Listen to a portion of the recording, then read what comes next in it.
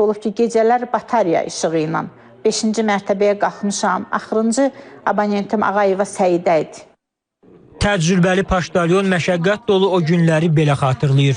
İradə Ağamirova 43 ildir ki, bu sahədə çalışır. Ağdamda doğulsa da təhsilini bitirəndən sonra 10 il Şuşada 3 saylı poçt şöbəsinin rəisi kimi çalışıb. Şuşa işğal edildiyi günə kimi işini davam etdirib. Ancaq sonra hər kəs kimi o da şəhəri tərk etməyə məcbur olub. Köçkünlük dövründə də məsləyini davam etdirib. Şuşa işğaldan azad ediləndən sonra isə yenidən şəhərə dönüb. Fəxrlə işimə başlamışam. Düzdür, indi biraz işlərimiz azdır. Yəqin ki, insanlar hələ tam məskunlaşdırılmayıb. Getdikcə o da yaxşı olacaq. İnşallah Şuşa əvvəlki kimi çal-çağrına qayıdacaq. Əl yazılarımız, əl işlərimiz çox deyil. Şükür, hamısı texniki işlərdir.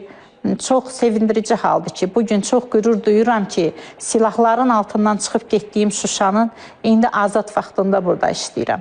Bu, peşəsindən, məşğuliyyətindən asılı olmayaraq bütün Şuşalıların arzusudur. Şuşa poçtu indi gəncliklə təcrübənin vəhdətini özündə birləşdirir. Elvin Ərəbov şəhərə gələn məktubları ünvan başına çatdırır. Doğma şəhərini tərk edəndə 10 yaşı olan Elvin Şuşanın hər küçəsinə, tininə bələddir. Salam, hər vaxtınız. Salam, hər vaxtınız. Sağ olun, çox sağ olun. İstiqamət haradır? İnşallah Əhməd bəy Ağoğlu küçəsinə.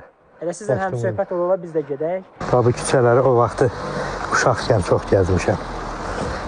İndi Allaha şükür ki, Allah qismət eləyib 30 il həsrətdən sonra. 1 ilə yaxındır ki, bu poçt sahəsində işləyirəm, poçtalyon kimi.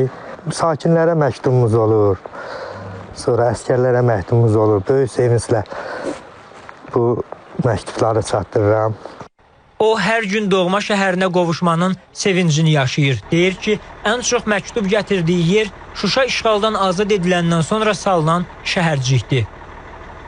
Bu binalar da təzə tikilib. Elə özüm də bu aşağı binada qalıram.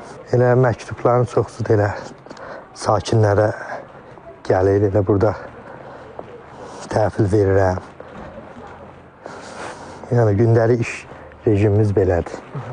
Hər gün olduğu kimi bugün də poçtalyon şəhər sakinlərindən biri üçün göndərilən məktubu ünvan başına çatdırır.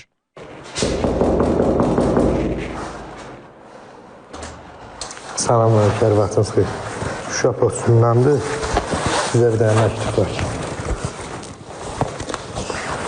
Buyurun. Artıq tək Şuşada deyil, Cocuq Mərcanlı, Hadrut, Ağalı və Xankəndi şəhərində də göndərilən məktublar ünvanına çatır.